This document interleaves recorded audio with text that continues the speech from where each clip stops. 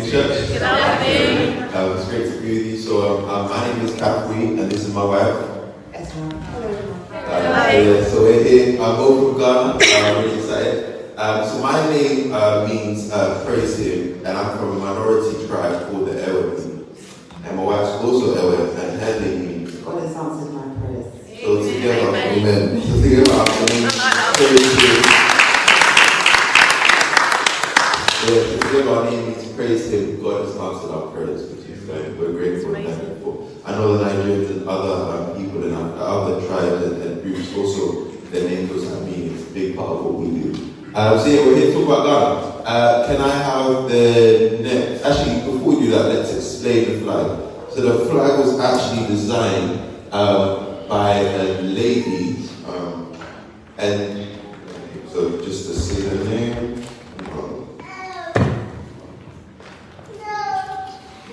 So yeah, her name is Theodosia Oko. So she was, so she designed this flag, and we're just going to explain what it means. So the red represents the unfortunate blood that's been shed through the history, and then the middle part, which is gold. So it used to be, we'll explain a bit more, known as the Gold Coast. The Shanties, which is the most prominent tribe, they have a lot of gold, and that's what the gold represents, as well as the minerals. And then the green represents the forestry. So Ghana's a land, it's beautiful, it's got mountains, it's got a lot of forest areas as well. And then the black star in the middle represents emancipation and colonization. One of the things that is really important in Ghanaian history is our pioneer and founder, Kwame Nkrumah, who was really pushed through the break of colonization, and it was emancipation, and we will never return to colonization, which is a huge part of it. So yeah, that's the plan. Can we have the next slide, please? So some of the key facts about Ghana. So the Portuguese were the first to invade Ghana, then it was the Danish, then the Dutch, then the Germans, and then the British finally arrived in 1874. I think so. That was an excited, apologies. Yeah, so key facts. So our population is around just over 30 million. There's 11 languages that I mentioned. So Ghana, sorry, I should put the map up, but Ghana has, it was 10 regions kind of how it's split. I think it's been increased to 16. And I don't kind of have that breakdown, but as most African countries, we were kind of formed by the Europeans, and so the borders don't take into consideration the fact that there's different people groups there. So as mentioned, so English is the national language, and there's also kind of like 11 actual official languages. The biggest kind of native language is Tree. So out of that original 10 tribes, 5 of them speak Tree, and that includes the Shanti people. And so yeah, so that's it. We're known, so previously known as Gold Coast because of the gold and history, and we're the first African country, sub-Saharan African country to achieve independence, and that's in 1957. And that was done by Kwame Nkrumah, who I mentioned before, and the Big Six. So that's the pictures you can see of them, and then celebrating that names. The name Ghana comes from an African empire, which was actually from 300 AD to 1100 AD, and modern day Mali as well. So that's just a bit of history about it. And yes, so if we have the next slide. So in terms of a brief history about Ghana, so like I briefly mentioned, the Portuguese were the first to invade, then the Danish, then the Dutch, then the Germans, and then the British were the final group of Westerners to colonize Ghana in 1874. So like Kathy said, the independence, so Ghana was actually the first African country to gain independence in 1957, and that was led by Kwame Nkrumah and the Big Six. Kwame Nkrumah is the most prominent person in terms of who led it, so as much as I do know the names of the Big Six, I don't want to get them wrong, so I'm not going to explain all of them, but he was the main leader, and then he was supported by 6 other people. He named Ghana after a powerful African empire from 300 AD to 1100s in modern day Mali. Next slide, please. So just a few interesting facts about Ghana. So Ghana was known to be one of the most democratic countries in Africa, which means that it's very, very popular for tourism. And in 2019, we saw the biggest diaspora movement called Year of Return. We were actually there, where there were loads of events, loads of things going on, loads of not just people who are actually from Ghana, but people all around the world visited Ghana. So just to explain, the Year of Return was all around encouraging, particularly those who are from Ghana descent in the Caribbean, and America. So there was, I think the previous President Obama was there, a lot of Americans, a lot of Caribbeans were there, and as part of that, they also gave an opportunity for about, 100 people from either the Caribbean or America to be given Ghanaian citizenship or passports, just to kind of say that we welcome you back and this is your home as well as ours. So yeah, it was a great time. We were there at the end of it as well. Yeah, so there was, I think it was about $100 million that actually came during that season of Year of Return, which is really, really beneficial to the Ghanaian economy. So in terms of tourism, some of the tourist things you can do, so there are 3 slave castles in Ghana, one in Cape Coast, which is where Barack Obama and Michelle Obama went to see when they visited Ghana in, I think it was 2008 or 2009. There's Elmina, which is a bit further up in the central region of Ghana, and then there's another smaller castle in Accra, which is, if you are going to go, it's probably not the most popular, but it's probably the easiest one to get to. And so there's also the Cancun National Park. I don't know if anyone's seen that, so that's the kind of like, if anyone's seen I'm a Celebrity, there's a walkway where you walk over a national park and you can see like the rainforest and you walk through it. Really beautiful. A few years ago my dad's glasses actually fell, and so I think there's a monkey probably wearing his glasses now. But it's a very, very great place for you to go and see if you get the opportunity to go to Ghana. So in terms of what Ghana is known for its gold. So it's briefly called the Gold Coast. Chocolate, so most of the big chocolate makers, so Cadbury, Lind, they all get their cocoa beans actually from Ghana. My mum in her previous life, she actually used to own a cocoa farm in Ghana. And then Kente, which is up there on the screen, which is what we're kind of wearing today. So that's our national kind of royal cloth, and all the kings and queens, they wear cloths similar to what we're wearing today. And in terms of the food, so yeah, we said that Ghana has the best food in the world, and some of the things that it's known for is fufu and banku, have the best jollof and rice in the world, red, which is plantain and beans, and kenke. And as of, like we said, as of 2020, there were 16 regions in Ghana. Yep. So I wanted to elaborate. So Kente is quite well known and it's quite an elaborate process. I don't know exactly how I should have taken a picture, but it's a very neat process, and the cloth is very, very rich. So the ones that we have are kind of like prints.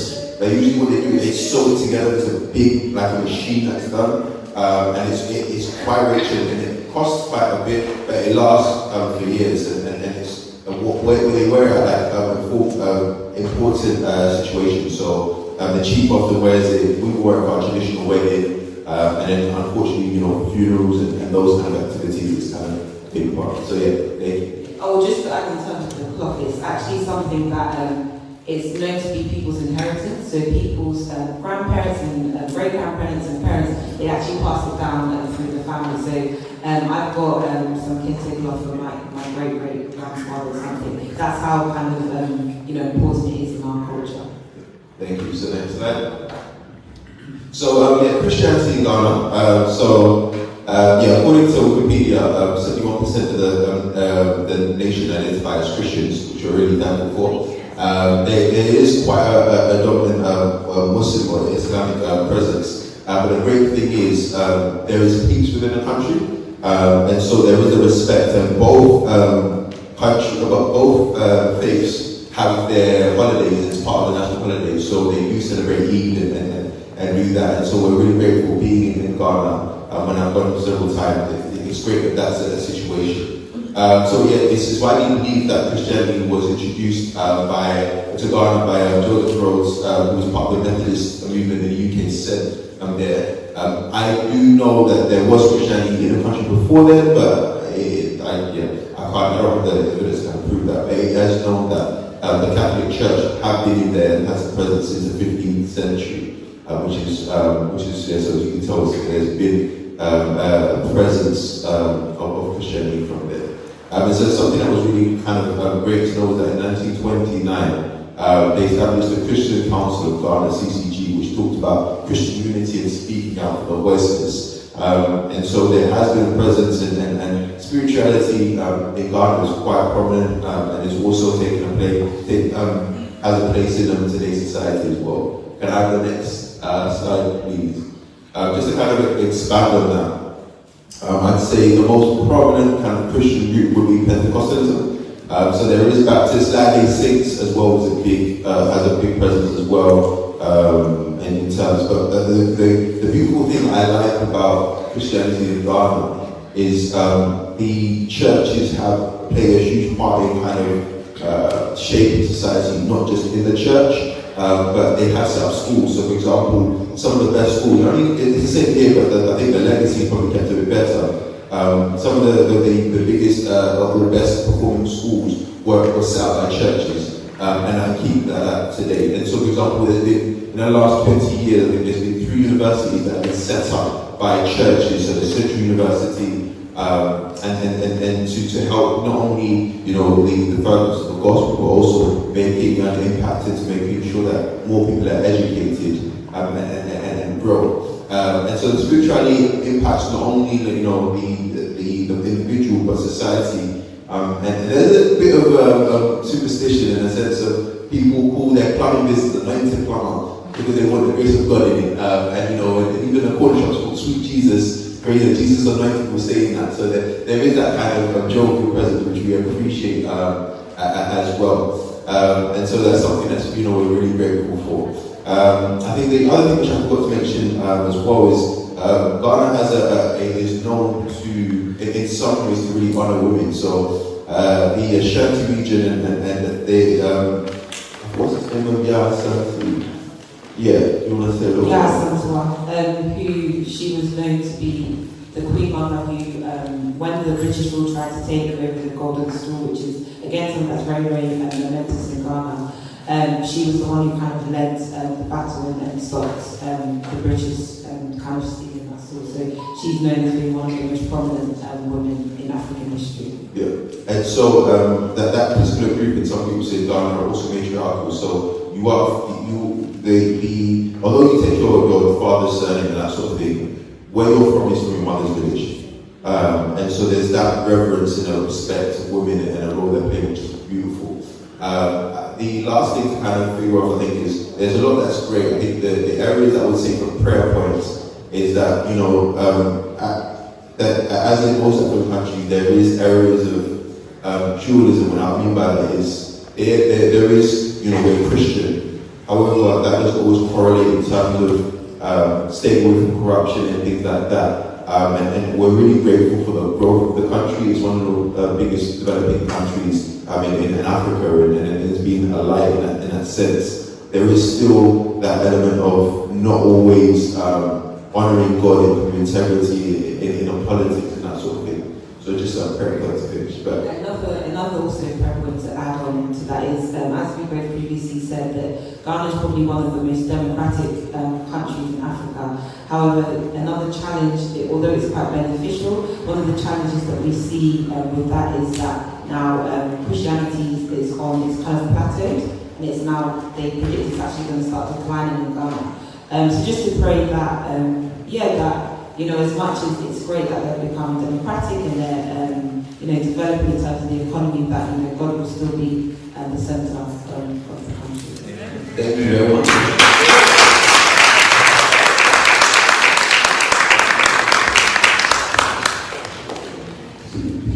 I would really like, if possible, to see that slide about Ghanaian foods. There's a contentious point there. And my Ghanaian brothers and brethren know what I'm talking about. Did you notice best food in the world? I picked out the word best. Next line says fufu. Line after says bank, is it Banco? Yeah. And the next line after that says the best jollof rice, which means best is repeated twice. And that's a reference to Nigeria. But we will take that as an aside. We'll talk about it right here. We'll go back to setting our differences. The next country in Africa is Botswana.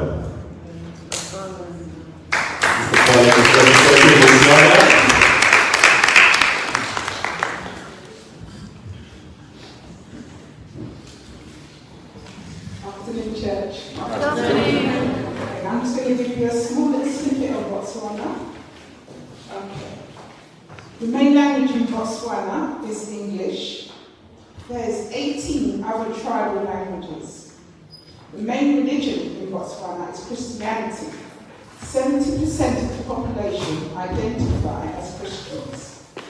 Most members identify with the Congregational Church, and then 5% of them are Catholic. The number of Pentecostal churches have been rising because there's been a revival in Botswana. They have a lot of all-night prayer meetings and they tend to pray for their country. David Livingstone, he was one of the first people to bring the gospel to Botswana. And in the schools, most of the schools are Catholic. So that's that. Food. We come back to food again. Botswana's love to eat. Their staple food is called pap. They eat it with every meal. It's cornmeal and maize, and they knead it together with water. They pick it up with their hands, and they eat it with meat and veg. They like to eat chicken, all of the chicken. The heart, the feet, the liver, all of it. They like to eat caterpillar worms, which they boil. They want to their own. They also like to drink a lot of herbal tea. Okay. Coming up on the video, we've got 10 facts about Botswana. Just a little short video to give you an insight into Botswana.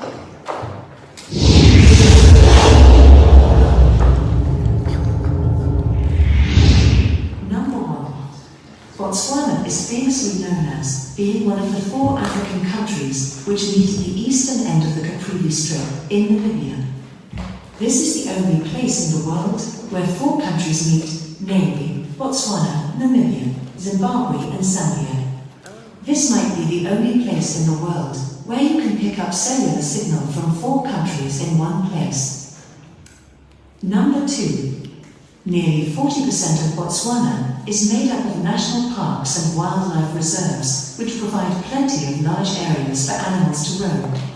Botswana is home to the world's biggest concentration of African elephants, of which the highest concentration is to be found in Kobe National Park. Especially during the dry season, large herds of elephants make their way to the riverbanks of the Kobe River. Did you know that the African elephant can live up to 80 years? Number 3. The former president of Botswana, Ian Khama, is the son of Botswana's first president after independence, Sir Seretse Khama and Ruth Williams, who is of British origin. Due to their highly controversial interracial marriage, his parents were exiled in the UK, where he was born in 1953. Their extraordinary love story, which survived despite all the obstacles and outrage, has now been made into a film called The United Kingdom. Number 4.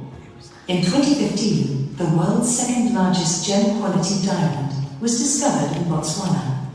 The 1,109-carat Lesedi La Rona is the biggest diamond to be discovered in Botswana and the largest find in more than a century. Number 5. The border between Botswana and Zambia is only 150 meters, which makes it the shortest international border in the world. Number 6. Botswana is the world's biggest diamond-producing country in terms of value, and the second biggest in terms of production. They produce about 17.7% of the total world production of diamonds. Diamonds count for nearly half of the government's value. Furthermore, diamond revenues enable every child in Botswana to receive free education up to the age of 13. Number 7. We ask you to guess what a person from Botswana is called. A Botswanian? No. Contrary to popular belief, a person from Botswana is a Motswana, the plural is Botswana, and their language is Setswana. Number 8. The currency of Botswana is pula. The word pula literally means rain in the local language. Since much of Botswana is desert, rainfall is a rare event in the country and is therefore highly valuable and considered to be a blessing. Number 9. Botswana suffers from one of the world's worst HIV or AIDS epidemics after Swaziland and Lesotho. According to the World Health Organization, the country has an adult HIV prevalence rate of 24.8%. The high socio-economic costs of managing HIV or AIDS at a national level are challenging to the nation's economy. Number 10. Botswana has opened its borders to 103 countries whose citizens can visit without a visa, making it the 42nd most welcoming country in the world. The Botswana passport is also among the most affordable to obtain in the world. That was Botswana. Do like, share.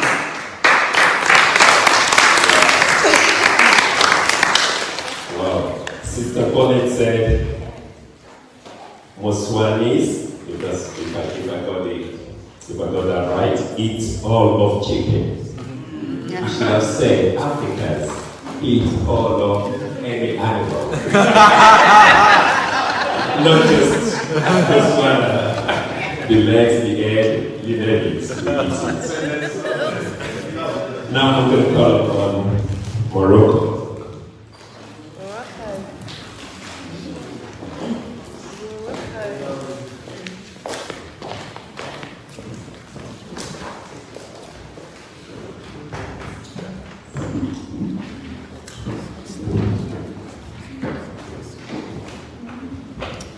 Good afternoon, church. Good afternoon. What a nice story. I have never been to Africa. I always wanted to visit Africa, now even more. Let's go there. It's lovely. It's been nice. I go to Botswana. To buy a Bible. So, Lucy and I are going to be talking about Morocco. Morocco is a North Africa country bordering the Atlantic Ocean and the Mediterranean Sea. The countries that are bordering Morocco are Spain, West Sahara, Algeria, Tunisia, and Mauritania. There is a typical Morocco gelato. The clothes. The official languages are Arabic and Tamazight. Morocco has a lot of beef and desserts. If you'd like to have experience to hire a camel, go to Morocco. They have a lot of dunes and it's very popular. Capital of Morocco is Rabat. Morocco is a Muslim country. 99% of the population are Muslim. The country has a unique mix of Arabic, Berber, African, and European cultural influence. It is against the law for anyone to have a copy of the Holy Bible in Arabic in Morocco. This to prevent the people from trying to convert from Islam to Christianity. This is a key point for us to pray for Morocco. We cannot have a Holy Bible in Arabic because they don't want people to know the Bible. If you convert from Islam to any other religion, you can lose your inheritance rights, or you can lose the right to have your children with you. So they take it really serious. Moroccan people are very known for their strong sense of hospitality. And here we go again, food. Food. They serve delicious food. Couscous. Served with meal and vegetables. It's almost impossible to live in Morocco if you don't try. It's a popular dish. Bastila is a pie. It's a traditional dish, very common to be served in parties. Tangine is a traditional ceramic pot that you can cook different dishes like a slow cook. And they love to drink the tea, the mint tea, that may be freshly. Galouk is Albertine dish they eat with the bread. And fish temola is a special mix that they use to season fish. Moroccan flags. The red flag, black ground represents the hardness, bravery, strength of the Moroccan people. The green star in the middle, with 5 points, represent the Sea of Solomon. The green color also represents Islamism. So this is Morocco's. So we keep Morocco's in your prayer. Let's let the angel open and pray for the country.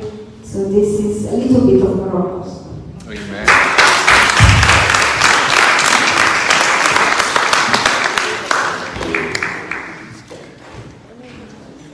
Thank you. You know, just a while ago, one of the presenters made a reference to African names, and they gave us the meaning of their names. The reality is, every African name has a meaning. The meaning could be talking about your country, your tribe. Mostly names talk about aspiration of parents for their children, what they want them to grow up in life to be. My first name is, you call me all that, that's just the first 3 letters of my name. My first name is 11 letters, Olatunbo Son. Wow. What does it mean? Our wealth has come. My parents probably wanted me to be the Bill Gates or the person. I'm still getting there, I'm still alive, I'm still working towards it. Meaning our wealth has come. So every African name has a meaning. I'm going to call upon Zimbabwe next. Zimbabwe. Alright. She goes Zimbabwe.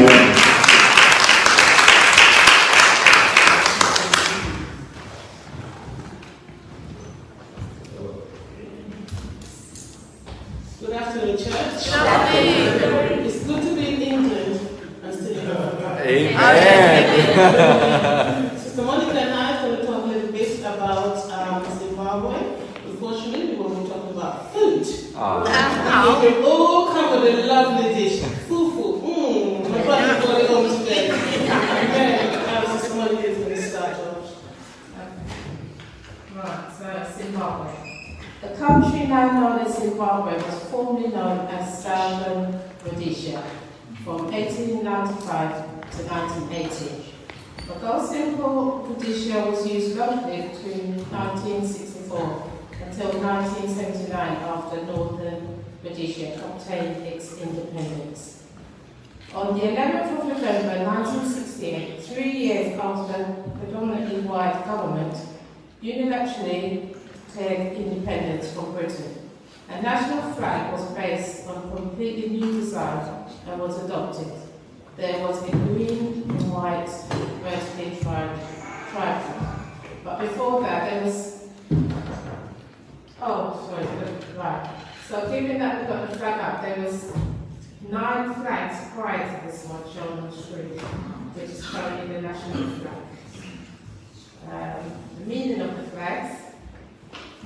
So the green represents the agriculture, yellow stands for the wealth of minerals in the country, red symbolises the bloodshed during the Second Crimean War in the struggle of its independence, and the black indicates the heritage, race and ethnic of the majority, of the black majority.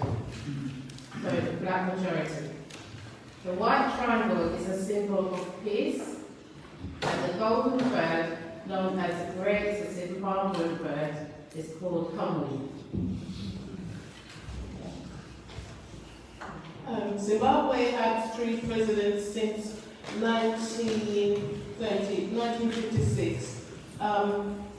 The first president they had was Canon Banana, who reigned for 7 years. Then, of course, we got the famous Robert Mugabe, who reigned for 29 years.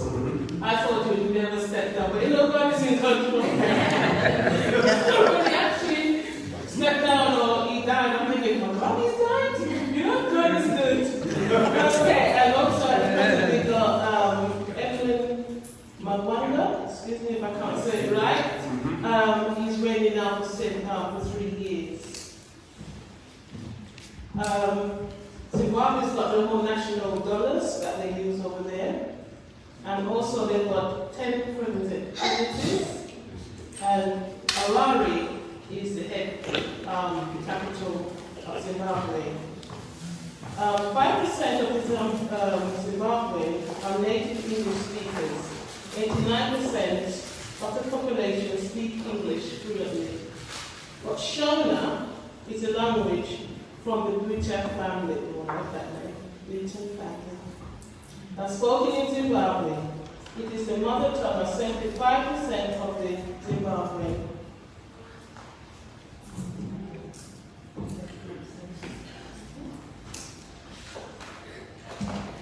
Okay, sorry. So now I'm just going to talk a little bit about the Victoria Falls. Zimbabwe is best known in the mighty Victorian Falls and Hangway Game Reserve. However, it was had so much more to offer. The Great Zimbabwe Ruins, the Kumami Ruins, are the 2 of the world's most unique and well-preserved ancient cities, while Kariba Dam extending over 240 kilometers. Zimbabwe has a number of environmental diverse game parks. It has a lot of animals there, obviously, and is acknowledged as having some of the best wildlife in Africa. Religion in Zimbabwe. We've got 69% are Presbyterian, and 8.9 is Roman Catholic, and there's other Christians. We also have folk religion, which is 4.5%, and we've got 7% of the population is Muslim, and we've got 1.5% of other faith. Christianity is the largest religion practiced in Zimbabwe, accounting for more than 80% of the population. The arrival of Christianity dates back to the 16th century by Portuguese missionaries. And that is all the on Zimbabwe. Thank you.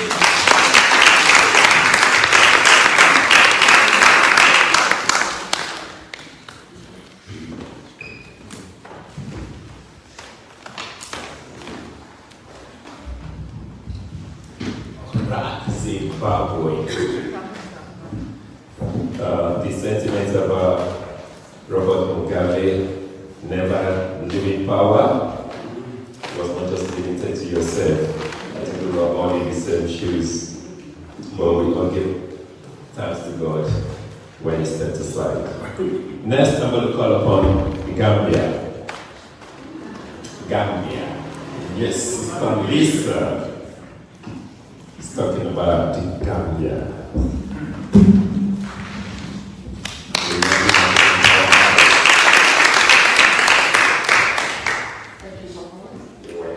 Hello? Yes. Hi, Lisa. Yes? No, it's off. Hello? Yes. Yeah, good afternoon, church. Afternoon. It's been very interesting. Really learned a lot today. Yeah. Really good stuff. Yeah. And I want to go to Africa. I want to live driving those pictures. Right, okay. First of all, we have a map of Gambia. Okay. Right. The Gambia is the smallest country in mainland West Africa. It's actually smaller than Yorkshire in this country. There's it, in fact. So I am going to keep it brief. Okay, right. It is bounded, surrounded by Senegal, and the river flows through it. Sorry, I'm referring to the notes. With a narrow Atlantic coastline. Okay, and it was discovered in the 15th century and explored by the Portuguese, as a lot of these countries have. And the navigator was called Prince Henry. He came up. So that's an interesting character. And the current population is 2,493,332. The population at present. Okay, now we have the flag marker. Okay, so the red symbolises the hope of the sun and the rays of the sun and the future of Gambia. And the blue strip stands for the Gambian river that runs through it.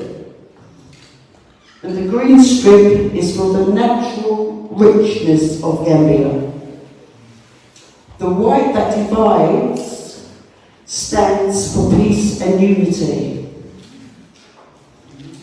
And we have the next one, Marco, which is the climate. Okay, there's a chart there. Not that I don't understand graphs, so enjoy. Pleasure. Whatever. Okay. It's subtropical. I don't really know what that means, but it's to do with varying regions of obviously different areas.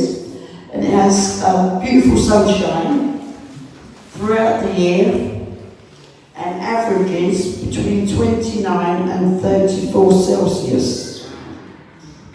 So, and they have a wet season, which is between July and September, which is around now.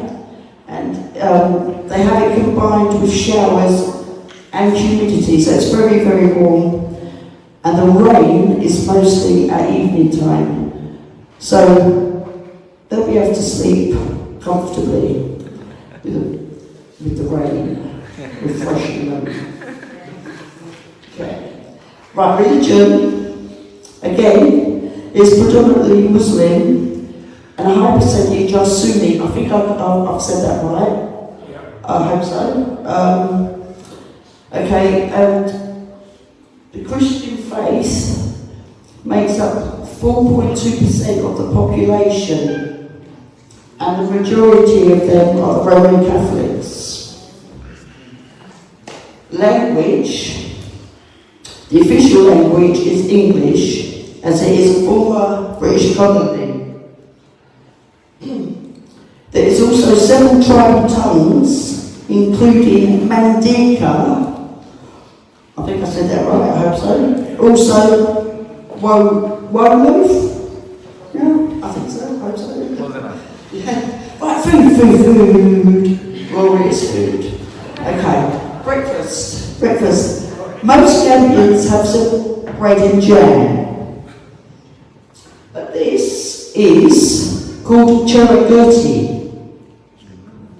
Now, this breakfast consists of rice, peanuts, which are richly harvested throughout the Gambia. They would pour yogurt or tinned milk over this, and maybe they might have it sometimes throughout the day for a snack. Okay, dinner might be the same as us up here in England.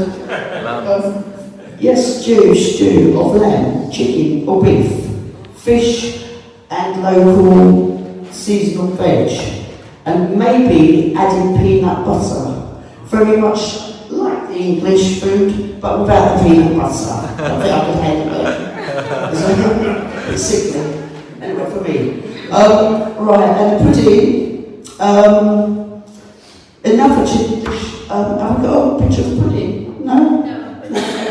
There's a pudding called, it's named Chutney.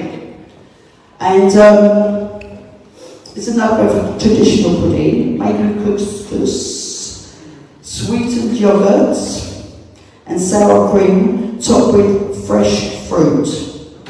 And maybe they have that for breakfast too the next day. Now, so I said I was going to keep it brief, and I have. But this is the picture that I'm most interested in. I want to dive in. Yeah, there. Maybe one day, who knows? But yeah, that's where I'd like to be right now. And enjoying it. Yes, I'd love to be there. Yeah, so that's the pictures. And is there one of the huts? The houses? Have you got one? No? Yes, there you go. So that's traditional Gambian living. Property. Just basically, I'd love to live in it, so that would do me fine. That would just do me fine. Okay, so thank you very much.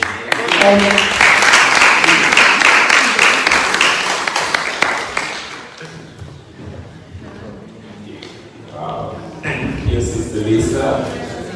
Have you noticed a recurring theme in terms of African colonization? Food. The Portuguese were everywhere, weren't they? And they were always the first to get in.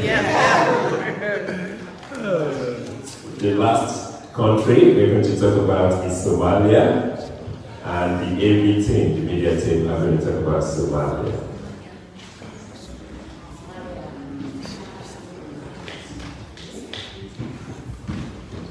Hello everyone. Hello. Right. They left me the last one, but the most important one. Most important is Somalia, as we can see, is officially the Federal Republic of Somalia. It's a country in the Horn of Africa. Who can tell me who is Horn of Africa? Do you know what frugal 4 is?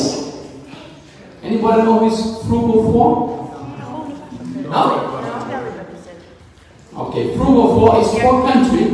Denmark, Switzerland, those 4 countries, they are together. And in here, as you can see, the Horn of Africa is which 4 countries is joined together, which is Djibouti, Eritrea, Ethiopia, and Somalia. So that is the Horn of Africa. 4 countries, they join together as they send the frugal 4 in Europe. And Somalia is this border with by the Ethiopia to the west, as you can see, and Djibouti to the northwest, and the Gulf of Aden, you see in the top, to the north, and the Indian Ocean, if you have another map, to the east, and Kenya to the southeast.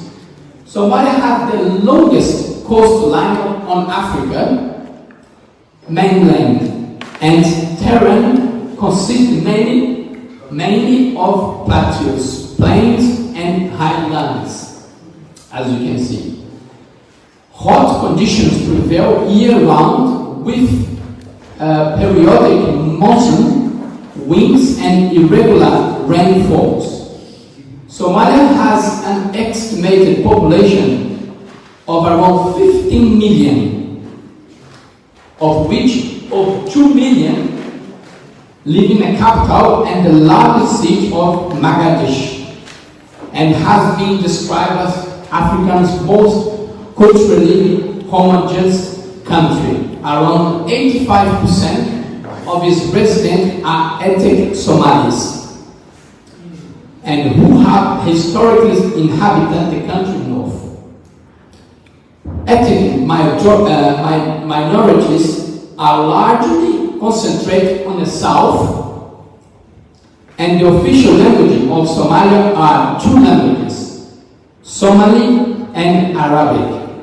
Most people in the country, unfortunately, is a Muslim. The majority of them is Sunni. Now, the languages, as I said to you, is Somali and Arabic are the official language of Somalia. The Somali language is the mother tongue of the Somali people, the nation's most populous ethnic group. It's the member of Cushitic branch and Afro-Asiatic language family.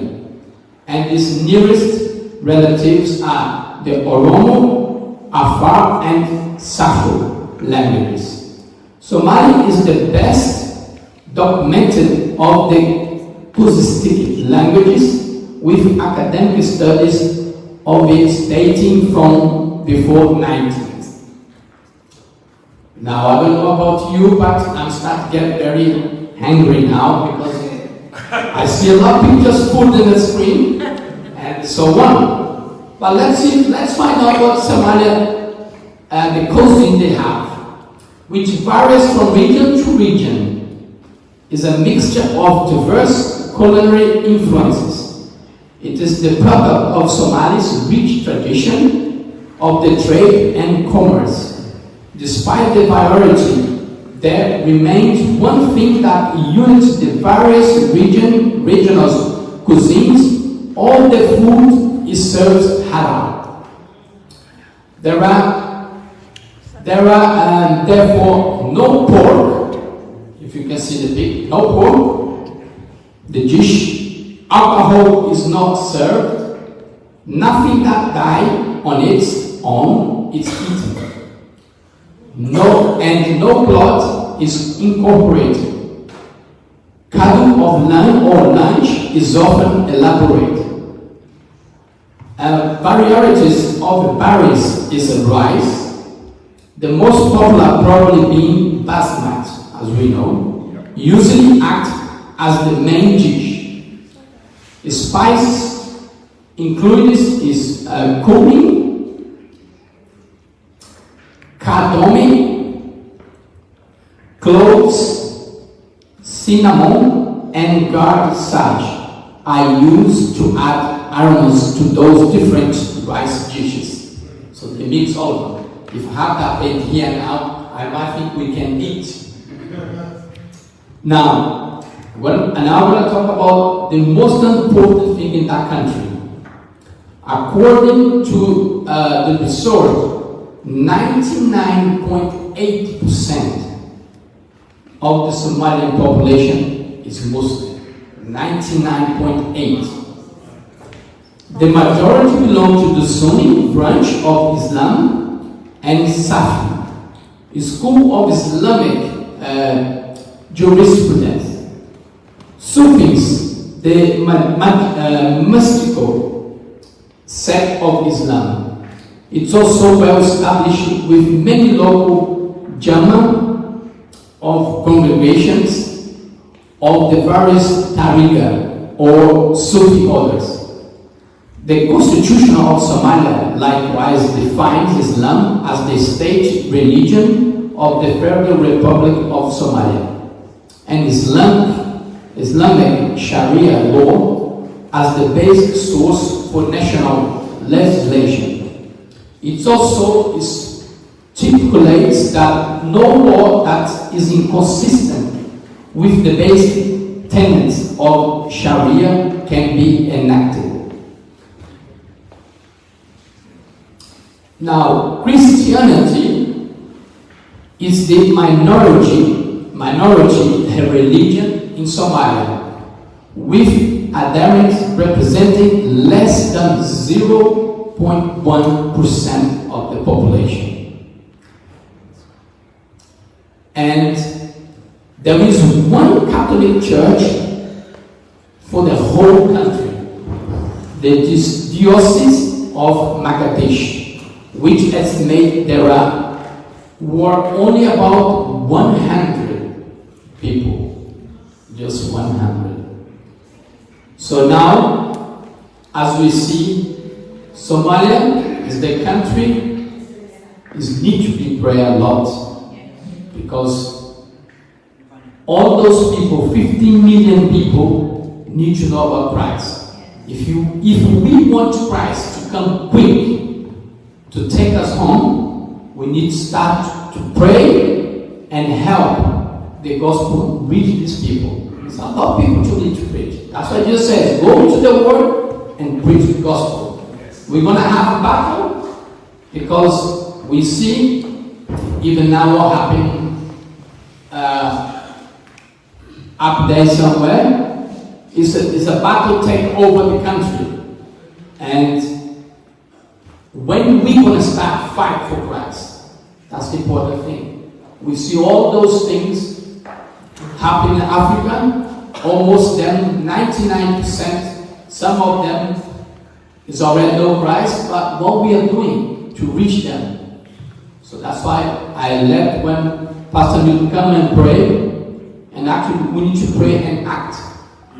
Because if we pray and stay here, look at those nice pictures, you can go holiday, still a lot of people die and doesn't know Christ. Because that's the purpose we are. When we know Christ, we need to share the gospel. Amen. Thank you.